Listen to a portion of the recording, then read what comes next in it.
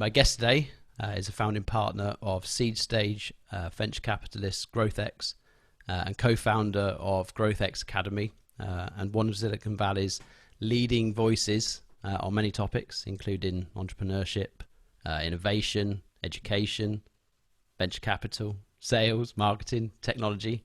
It's a bloody long list. And globally recognized thought leader in sales, marketing, and innovation and education, with over 20 years experience of bringing new products to market, including a 5-time sales founder. So Sean Sheppard, welcome very much to the Pocket Mastermind Podcast. Thanks, David. Awesome. How are you? I'm great. And you? Yeah, really good.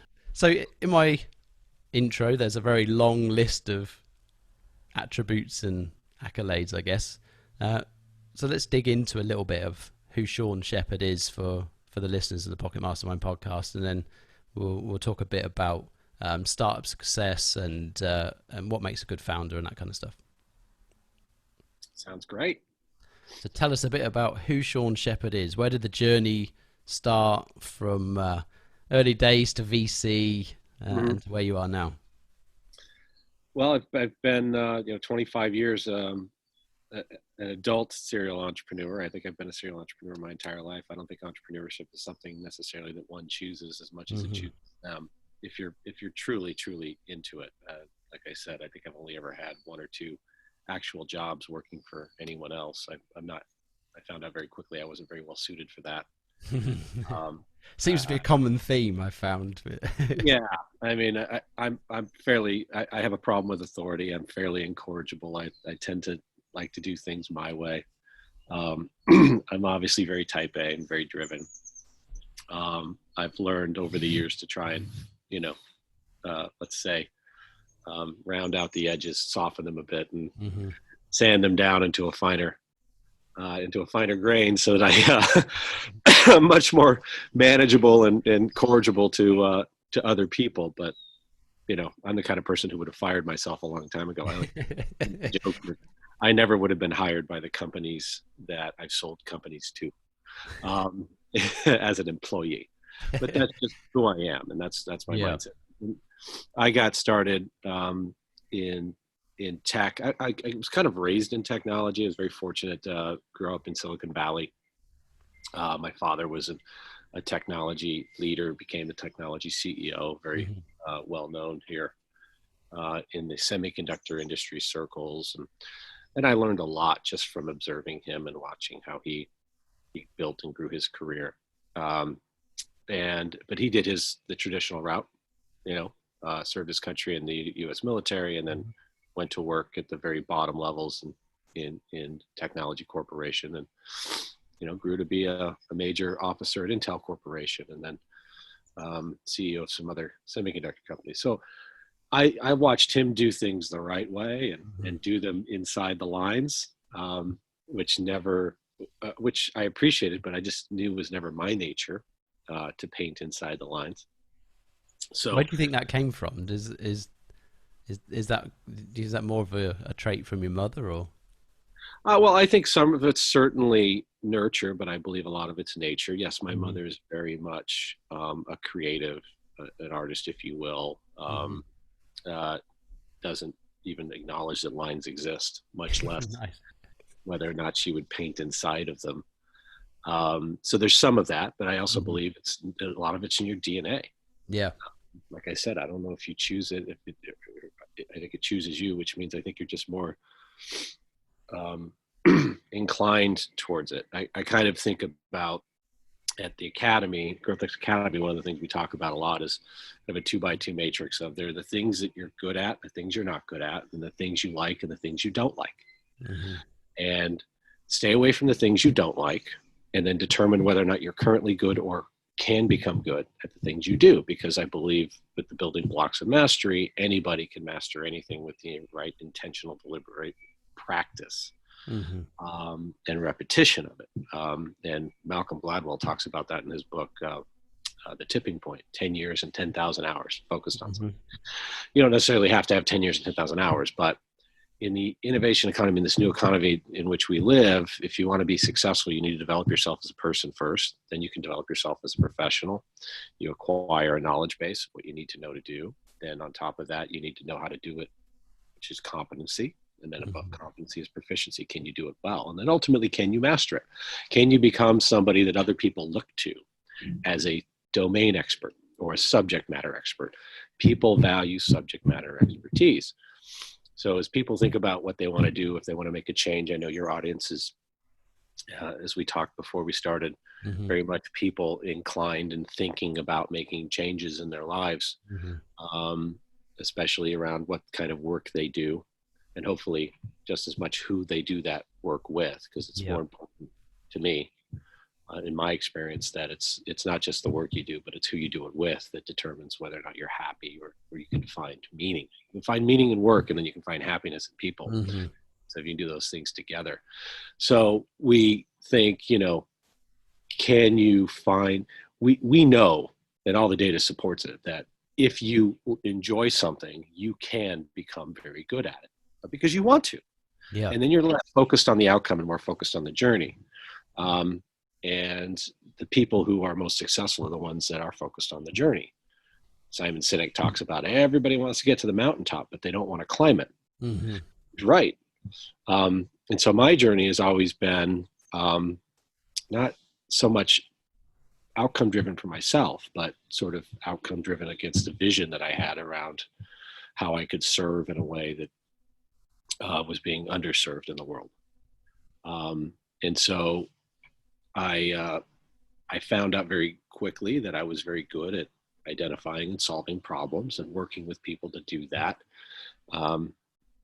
And that's where my ability to sell and market and design, think my way through problems has served me so well, regardless of what product or what market or what industry or what sector or what kind of people or problems I was trying to address. And so I think that successful serial entrepreneurship is very formulaic.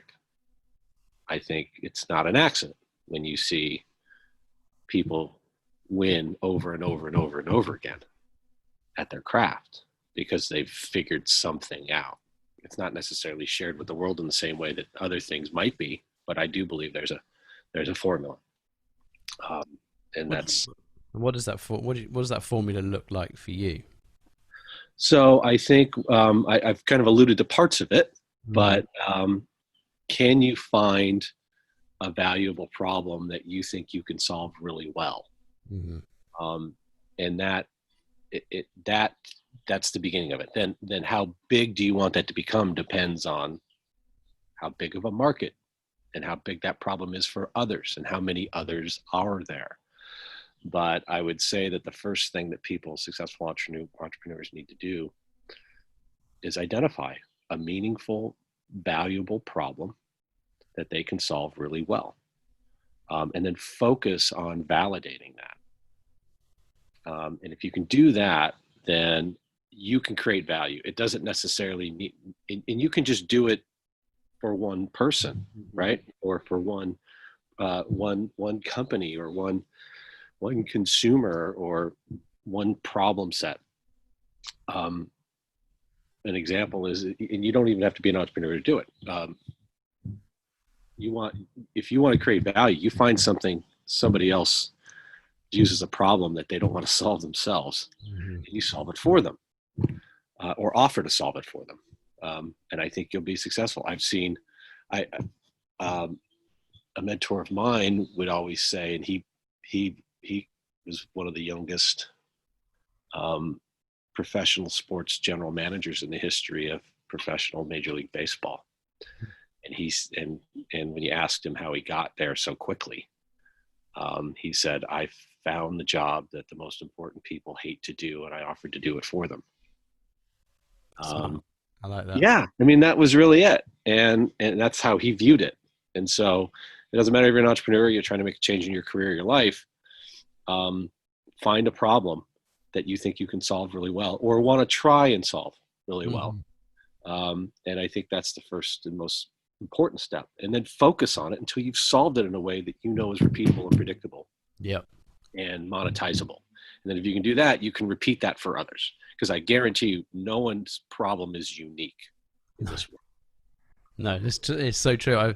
I've definitely heard the similar thing said before, is kind of solve a problem for one person and it will solve a problem for thousands, right? But I think where it's easy to get sucked into is trying to almost invent problems that potentially thousands of people might have, and then trying to solve that rather than finding, identify who's that one person, who's got that problem, what do they look like, what do they talk like, where do they go, what do they do, how do you solve that problem for that character? Because we're all, there's various versions. There's probably a small number of versions of human spread across 7.6 billion people, right? No, you're absolutely right. And so, like I said, I've chosen to apply my craft in technology. I've also done it in other consumer product areas because I have a passion for sport. For example, I grew up playing competitive golf, played in college, and played professionally for a couple of years before I moved into tech entrepreneurship. That's a very entrepreneurial pursuit. I did that because I had a passion for it, right? Like I said, I loved it. And then because I loved it, I became good at it. Mm-hmm.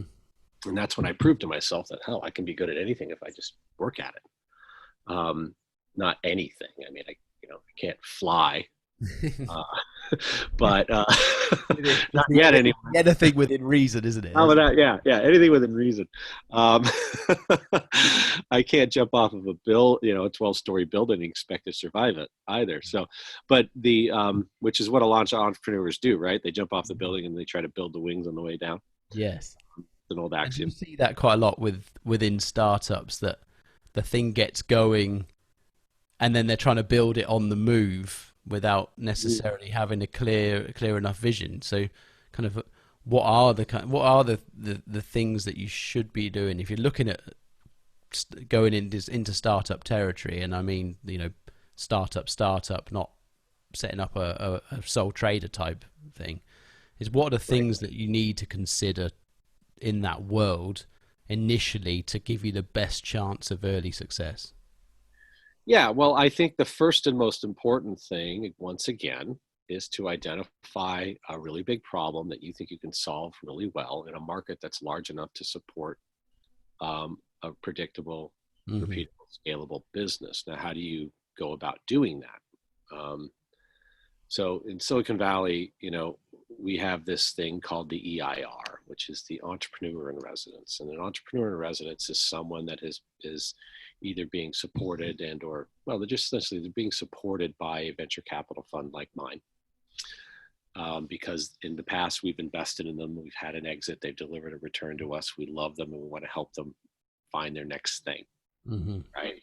And so they'll come in and we'll sometimes pay them a stipend, or at least give them the resources they need to start doing research to find out what's the next really big problem that they can solve really well in a market that's large enough to support venture capable returns.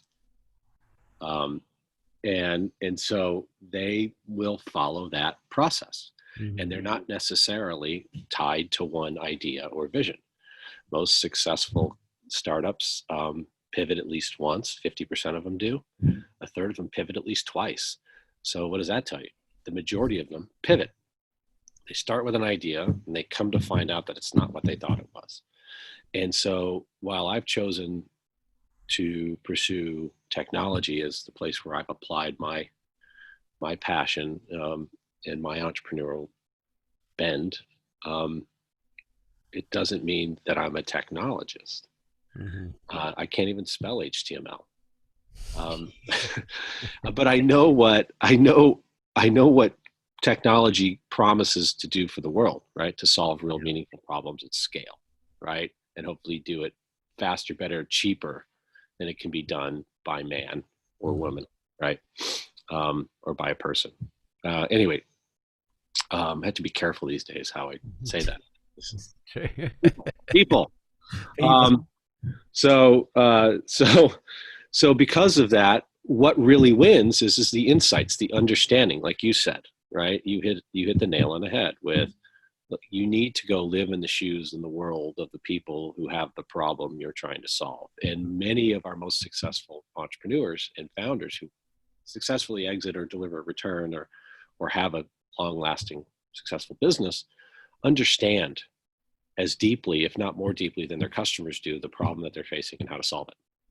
It's called insights, right? Insights win, not the technology. There will always be deep science, deep developed technology that's very unique that, people have defensibility around, intellectual property, patents, legal means under which they can protect and create monopolies for themselves, or leadership positions that give them resources to continue to stay in those positions of leadership. But 80% of what money goes into these days in venture is what we call applied technology. It's automation, it's workflow automation, it's software, it's things that you can't defend legally anymore. It's things that anybody with the right money, time, and resources can copy and replicate. So how do you create defensibility for yourself? And I wrote an article about this called Why SaaS Should Be Called Software as Service as a Software instead of Software as a Service. Mm-hmm. My observations and own personal experiences have been that the most successful companies started out with this very service-oriented mindset. So let me help you and let me handle something for you. You're hiring me to do a job, even though I may not be your employee. You are hiring me to do a job, right? And I'm going to make sure that job gets solved come hell or high water. And it doesn't matter if I'm using technology or something else. And frankly, your customer doesn't give a shit how you do it. And I tell product-focused founders and entrepreneurs every day, no one gives a shit about your product. Yes, it's the problem they want fixing. They don't care the vehicle that does it for them, right? Absolutely. And for whatever reasons, or any number of reasons, we get ourselves into a very self-centered and product-centric mindset. Yeah. What we do is talk about our products and ourselves instead of our customers and their problems. Mm. And so the first thing any successful entrepreneur does is go out and clearly define that stuff. Define the problem, right? Number one, define the problem. Somebody once asked Einstein, if you had an hour to solve the world's problems, what would you do? He says, I don't know, but I'd spend the first 55 minutes defining them. It's true. And so we skip over that, or we operate on assumptions. And when we assume things, it's very dangerous because we act as if things are true, and we do not know if they are true. And the truth is the first and most important outcome of any entrepreneurial pursuit. Number one is to find the truth. You construct a hypothesis and you test it. You don't operate on an assumption because your brain operates differently when you say hypothesis. Yeah. I hypothesize this, that this is a problem. And then how you think about it and then the actions you take are very different than if you assume something and then you implicitly assume it and then you explicitly act on that assumption as if it is true.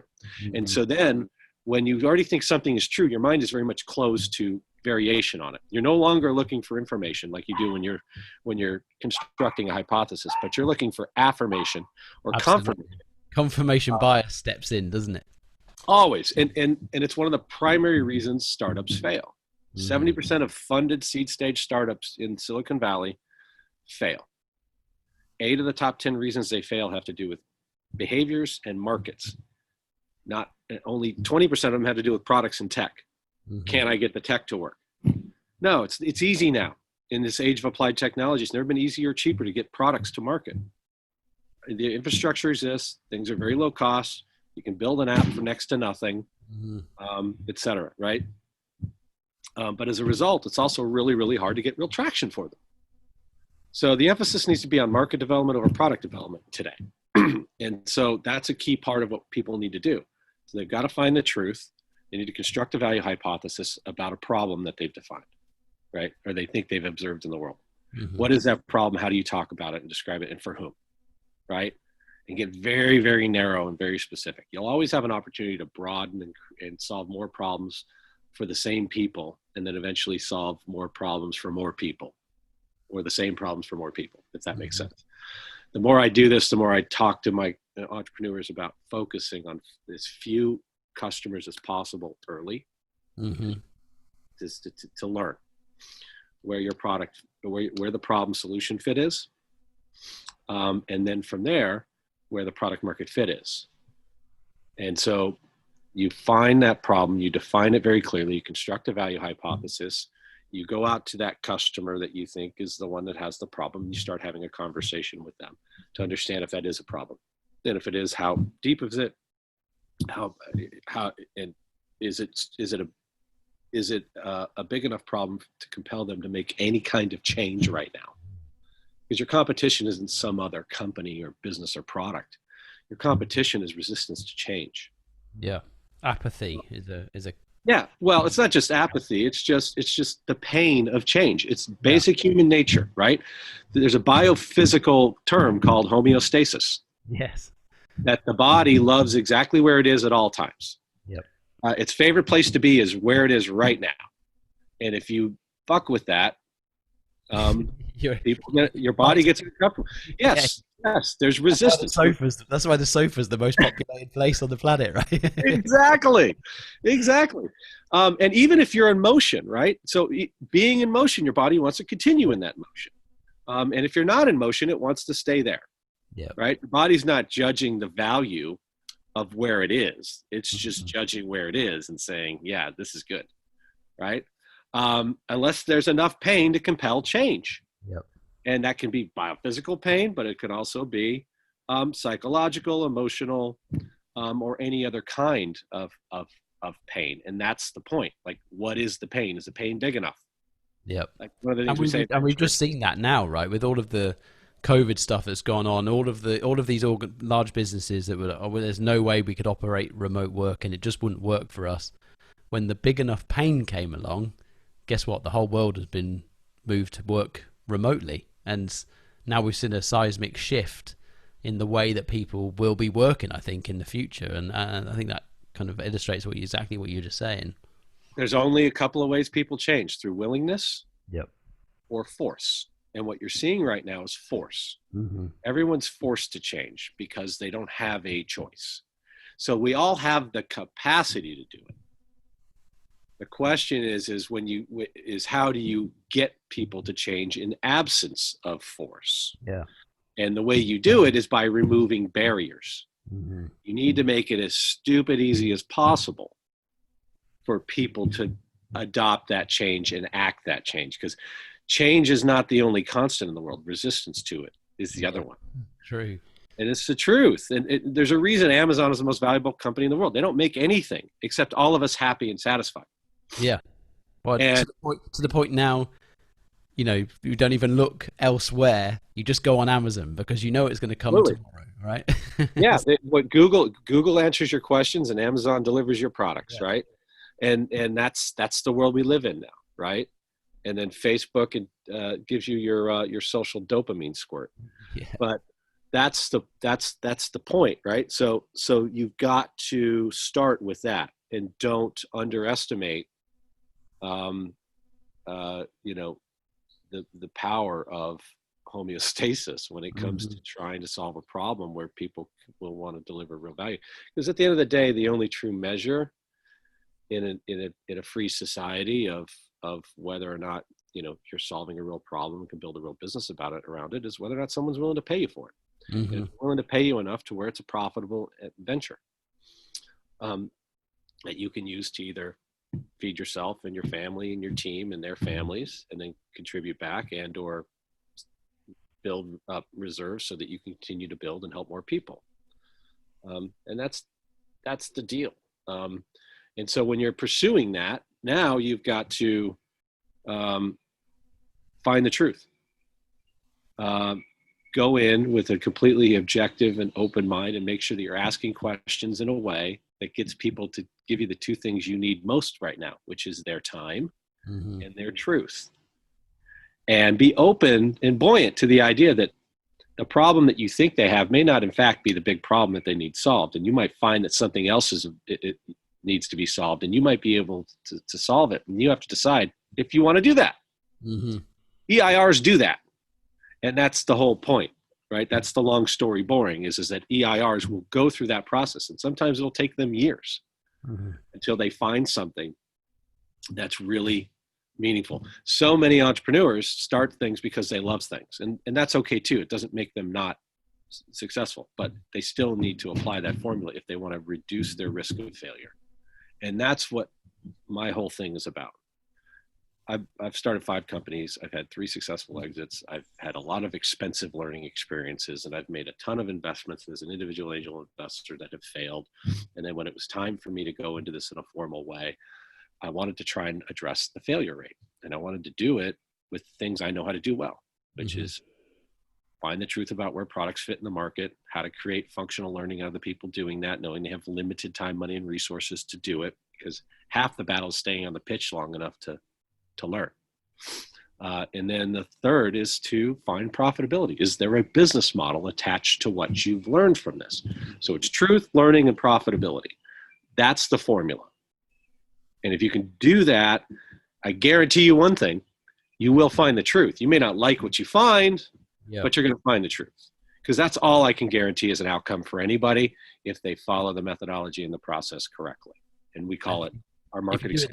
And if you do it the reverse order, it gets more expensive, right? You don't want to find the truth last. Right. And you certainly don't want to build a product first and then find it and then go out and talk to people. And that's the wrong way to do it. You can do all of this conceptually at a conversation level, at a very deep conversation level with customer development practices, and being very honest and open, and then trying to clearly understand that buyer persona. And then having those conversations and having enough of them to find out where the patterns exist, because that's what it's all about. It's pattern recognition. And it starts with who's your best customer right now to talk to based on the problem you think you can solve for them. Then have that conversation with them to get their time and truth, and learn from that, and then respond accordingly. Right? That's it. Don't overcomplicate it. And there is a skill in identifying a customer problem that sometimes they don't necessarily know they have, or they don't know the solution. Like Henry Ford famously said, if I'd have asked my customers what they wanted, they'd have said a faster horse, right? And true. Now, yes, look, and I get all that, but Henry Ford didn't invent the car either. No, he didn't. and one of his employees invented the assembly line. Yeah. And so what he did, though, is he recognized, how to build a repeatable, predictable, scalable vehicle for the masses. And then his other great innovation is paying his people more to create an entirely new middle class that would turn around and spend that money on buying his cars. Yeah. And that transformed a country, literally. That was his big innovation, right? Yeah. The car had already been around for 20 years. Yeah. But it was how you put all of that together and applied it in the world. And I think that's a great example. But the attitude, and it's the same thing they say about Steve Jobs, right? People don't know what you want until you give it to them. He didn't. That was totally taken out of context. Nobody was more focused on user experience and creating pleasurable, desirable customer experience than him. Very much focused on it. And I have many, many friends at Apple, and I've grown up around it. And they're obsessed, like Bezos is, with a customer experience and making sure they test everything more than probably anyone does. I know Amazon runs 30,000 experiments a month at last count. So it's not an accident. It's not just I created something and then all of a sudden everybody loves it. Yeah.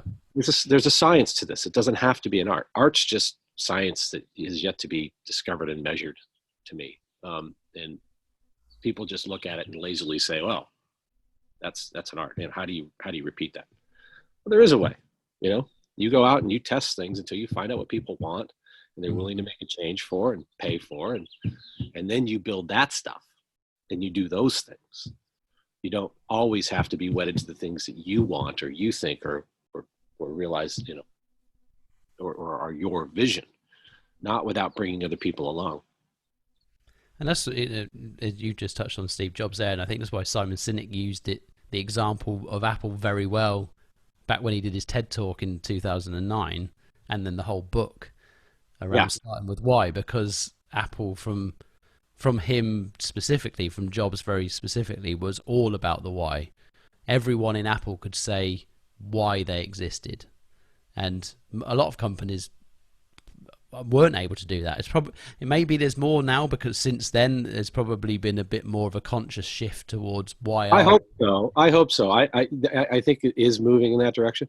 But he also wasn't necessarily wedded to any particular thing. The name Apple came because they wanted to be at the top of the phone book. Yeah. It wasn't like they loved apples. I mean, they literally wanted to be above the other personal computer makers at the time in the phone book. Yeah. And that's why they did it. That in itself shows the level of thought, though, doesn't it? Right? Sure. But it was practical, right? Yeah. I mean, that was the whole idea, is let's be practical about this stuff. We don't have to be wedded to any particular vision or idea, and go down with the ship, in pursuit of that. And that's another thing that frustrates me, especially with great people who want to work with good technical founders and product founders, is the dynamic that occurs when the product founder doesn't respect the market or the role of the market in their success. And it turns out to be a painful and often, unpleasant failure. Is that when they're more wedded to their product and idea, and they get frustrated. They go, people just don't get it. I don't know why it's not flying off the shelves. Those kinds of comments, or they don't invest an equal amount of time and effort in market development as they do product development. And I would argue today, I can get any code monkey to write anything for me. To me, you show me a good market developer, much more valuable than a good product developer. And I'm sorry if that offends product developers, but the days of deifying the product developer in Silicon Valley as the almighty are gone. It's so competitive now and saturated. You've got to be able to know exactly who you're talking to, why you're talking to them, and where they are. Otherwise, you're not going to get any cut through. The amount of startups that must start up, effectively every year, it must be astronomical, and we never hear about. I can tell you globally, there are 100 million businesses started every year. I think just funded startups in the Valley are pushing 20, 30,000. So it's and we're moving with automation towards no code and low code products. So, learning how to code is a great skill. It's like learning a new language. Everybody should do it, but it's not going to make you unique. No, able into itself. So you need, and none of this shit matters if you don't have customers. And that's the most frustrating thing. Our entire global society and education system looks down on sales as a second-class role, and it should be elevated to its rightful place in society, just like being a doctor or an accountant or an engineer or a lawyer. Well, not a lawyer, but you get my point. Yeah. I completely agree. Sales is both an art and a science, and it's without it. I mean, we interact. Everything we do pretty much on a daily basis is some form of sale, right? Every transaction we have or interaction we have with another human being tends to be some kind of sale. There's always something going on, even if you're trying to get the kids to go to bed, right? You're still selling an idea to somebody in that regard. In the absence of force, you need a way to move humans, right? Yeah. You need to influence them. It's what we're talking about with change, right? In the absence of force, there has to be a way. All of us are in sales. We all are in it. Because if you define it the way I define it, which is you're trying to help other people and you're trying to influence them to help them, then that is selling. Yeah. And I've always said nothing happens until someone sells something. It just doesn't. Commerce, you need it in commerce. And it is a human-to-human experience. We've got to bring the H to H back to everything that we do. And if we can lead with learning and empathy, we're there. The 5 skills that I always talk about at the Academy that are the most important to be successful in the innovation economy are business acumen, market acumen, communication skills, empathy, and mindset, right? You need, number one, you need to have a sound business acumen. Like you need to understand how businesses and commerce work. If you're going to add value to the world, you need to understand how people make money and what motivates them and drives them and how you're going to contribute to it. Then you need to understand market acumen is how can you quickly ramp up on a particular subject or domain, right? How can you become an expert in finance or an expert in IT or an expert in cloud services or an expert in safety? Okay, I'm just making stuff up. And then how do you do that? By using the language and the taxonomy of that industry, right? And then communication skills, not just can you speak clearly and write well, but how do you, what does your verbal and nonverbal communication look like? How actively do you listen? Because the most successful people in the world listen 3 times more often than they talk. It's not the 2 ears, 1 mouth, but it's actually 3 ears, 1 mouth. And then how do you articulate the value you can create within a market for a business? See how they all roll together? And then do you have EI in the age of AI? Do you have emotional intelligence? If you want to separate yourself from the robots who are going to take 40% of the jobs that exist, and they're probably going to take them faster now because of COVID than ever before, you're going to have to come up with a way to separate yourself. And it doesn't mean we're going to have 40% unemployment, by the way, as a commentary. Every new technology, revolution, and evolution creates a whole new set of problems that need to be solved by humans. So there's a whole new opportunity for people to get retrained and upskilled and reskilled into different areas. And it's up to you to make that happen. Don't sit around and wait for somebody else to do it or be a victim. Nothing irritates me more than victim mentality. Nothing's more destructive to a person than talking to themselves negatively and viewing themselves as a victim. You may be a victim of a circumstance, but don't become a victim of it by not responding the right way, right? You have a chance to react, because that's the true character of a person, not how they act, but how they react. And then the last thing is mindset, right? You need to have that, what we call a growth mindset, which is I'd rather be a learn-it-all than a know-it-all. What I don't know is more important than what I do. I can embrace ambiguity in the unknown. And feedback is a gift. I want to grow and develop as a person, because there's no distinction between personal and professional development in the new economy. You develop yourself as a person, you'll develop yourself as a professional.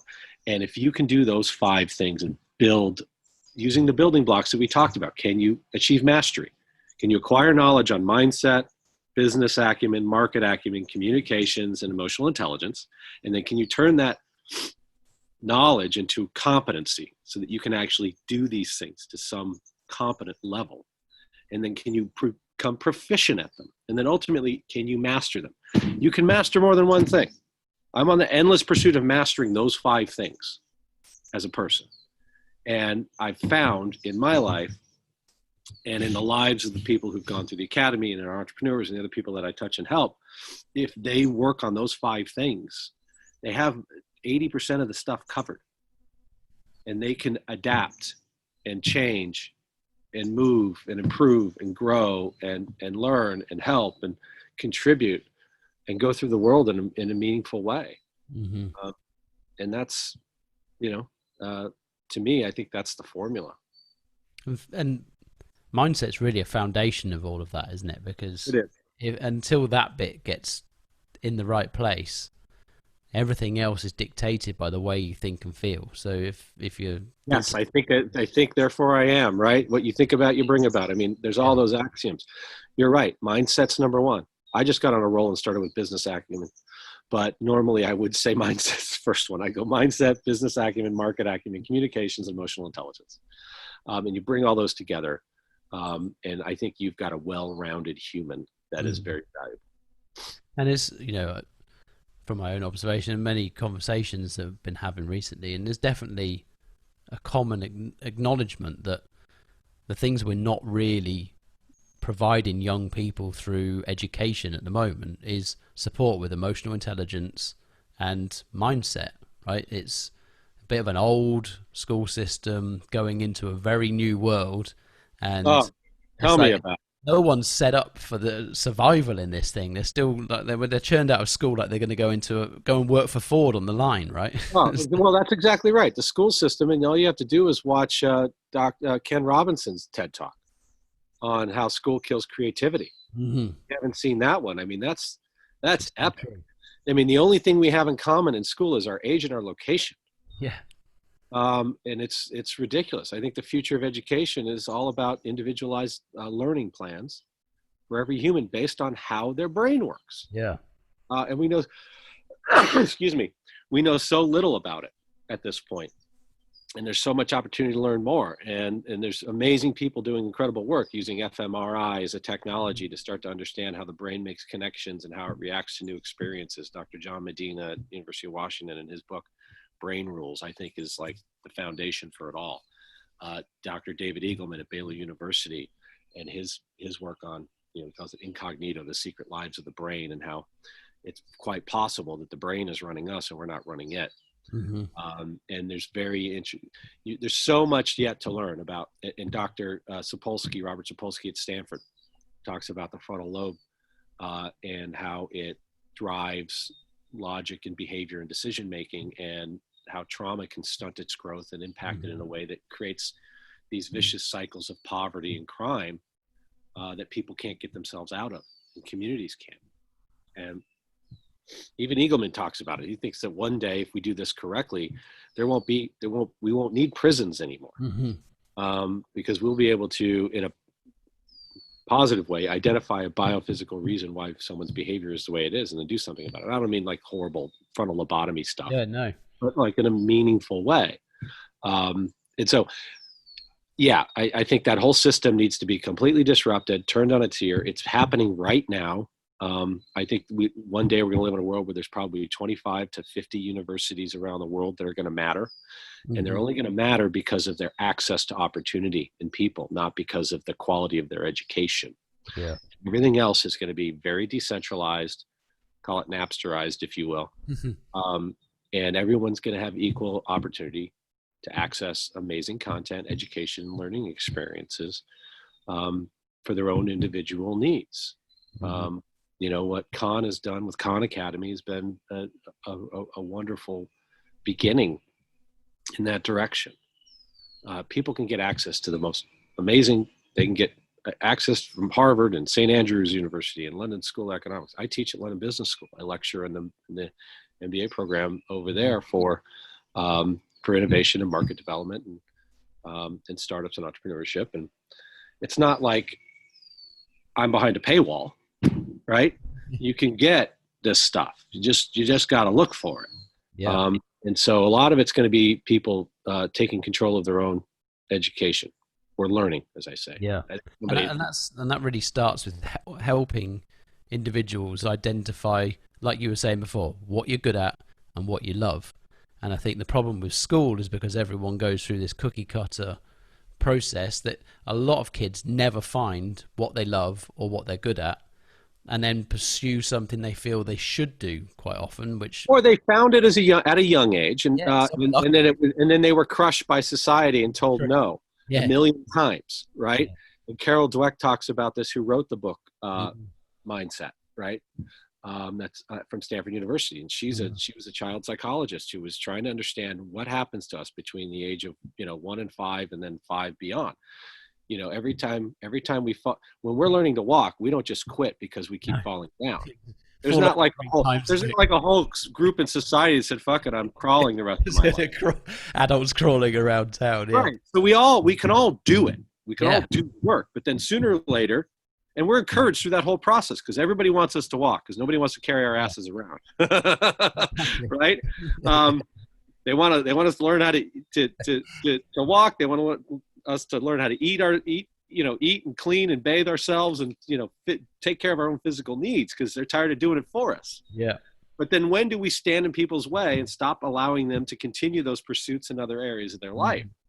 And that's what starts in school, and it starts with society and all these things. And so people get fixed mindsets.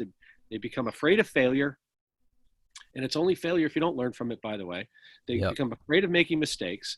They get managed to and manage themselves in their own lives to avoid mistakes, and don't grow from it. And the things that they love the most when they're children, they lose connection with those things. And at the Academy, one of the very first things they do when they come in is they go through a personal and professional development exercise that reconnects them with the things that they loved most when they were young. And then tries to tie that to what do they love and how can they apply that in their work. And then we also get very much focused on the kind of people you want to work with, right? Because at the end of the day, it's not the work that you're doing that makes you miserable. It's the people We don't leave, we don't leave the work, we leave the people, right? Yeah. And that's really important to make sure that people get clarity on who they are, what their values are, what they care about, and how they can tell that story to the world so that people can help them get what they want. Mm-hmm. And what stage are most of the people that come to the academy? What stage are they at? Are They tend to be early to mid career. Mm-hmm. So they've checked all the boxes life have put in front of them, and then they've realized they weren't happy, and they want to work in tech, but they don't want to code. Mm-hmm. And so we teach roles of sales and business development. We teach growth marketing, growth hacking, digital marketing. We teach UX design thinking. We teach data science. We teach the roles that are most relevant in helping startups in non-technical capacities, which they all need. Mm-hmm. And traditional university systems are not teaching. No.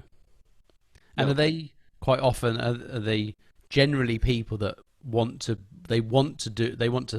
found a startup at some point? Do they know some of them do. Some of them are entrepreneurs. Yeah. But a lot of them aren't. They all have different risk profiles. Mm-hmm.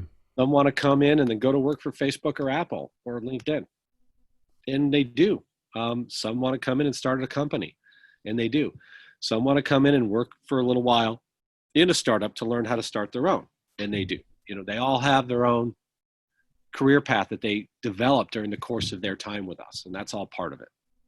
It must be interesting to see how people develop as they go through the process. And it's amazing. Well, we're all about accelerated learning, right? And so the first principle of accelerated learning, and that's a whole other conversation. We can talk about those principles at another time. We only have a couple minutes left. Yeah, we do. The number one principle of accelerated learning is direct experience. And so we know we have them for a very short period of time. We know they're already smart and accomplished people. We don't just let anybody into the academy. Anybody can take the self-service online stuff, but if you want the full service stuff, you have to meet a standard, because I am not putting people in the world that are idiots or assholes. I'm not doing it. I don't want that associated with me or my brand. Yeah, that's true. Because the hiring people are my peers and friends, and we have a global community of mentors that want to give back, and they want to fill that skills gap that exists in the marketplace between traditional education and what the real world needs in work. Mm-hmm.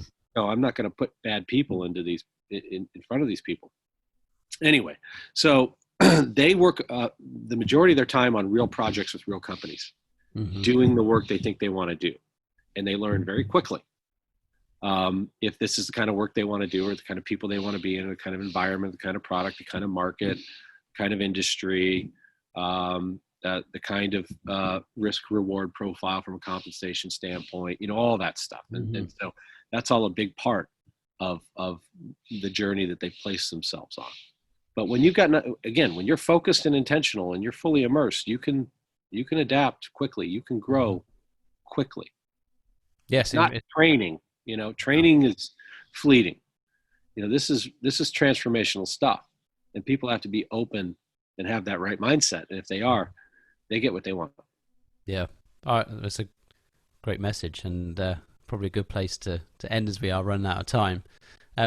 Where can people find you in the meantime? And we'll definitely speak again at some point in the not too distant future. Yes, I certainly hope so. On Twitter, I'm at Sean A. Sheppard. They can follow me on LinkedIn. Connect with me there. They can go to gxacademy.com for the academy. They can go to growthx.com for the venture capital fund, the startup accelerator, and our corporate civic innovation businesses. I'm happy to connect. Lovely. Well, it's been amazing, and thank you very much for your time, and we'll look forward to the follow-up. Thanks, David. I really enjoyed it. I look forward to next time. That's been great. Cheers, Sean. Cheers.